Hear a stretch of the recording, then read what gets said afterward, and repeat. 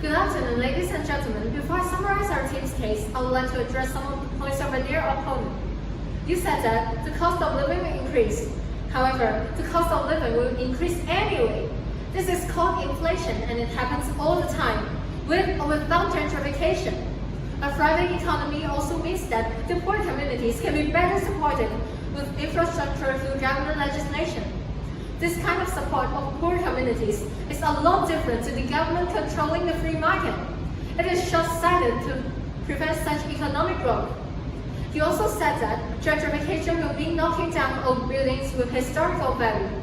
However, we don't actually need to worry about historical buildings being knocked down. There is a convention by UNESCO called the World Heritage Convention, which protects historical buildings from being demolished. And according to their official website, more than 190 countries have adhered to the convention. For example, Sulukule in Istanbul still keep the old entertainment houses after gentrification. Therefore, gentrification does not necessarily lead to a loss of cultural heritage. You also said that it is the duty of the government to protect poor communities. However, many of the underlying issues that create an equitable development in a free market are being addressed by governments already, such as the housing grants, first home owner mortgages, and so on. This, ladies and gentlemen, is the duties of governments, but the forces of gentrification are beyond government control. Gentrification is a phenomenon of the free market.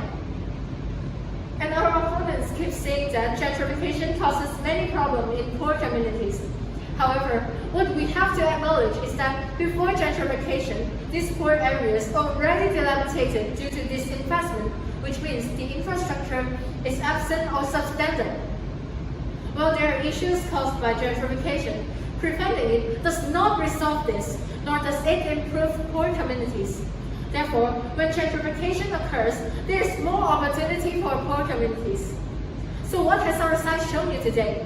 Certainly, there are advantages in gentrification, and the shortage of safe and modern facilities renders some dilapidated areas of a city hazardous.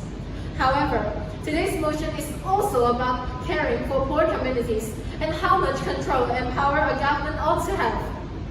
Naturally, the government worldwide have the responsibility to look after poor communities, but renovating dilapidated areas does more good than harm. Gentrification means more investment, and more investment leads to more cash flow and better infrastructure. Despite what the opposition has said, people in poor communities do have more opportunities to find better paying jobs through schemes developed within communities, while also being able to afford better quality products. At the end of the day, gentrification is nothing more than the cost of economic development. How can a government control that? This is why today's motion must fall.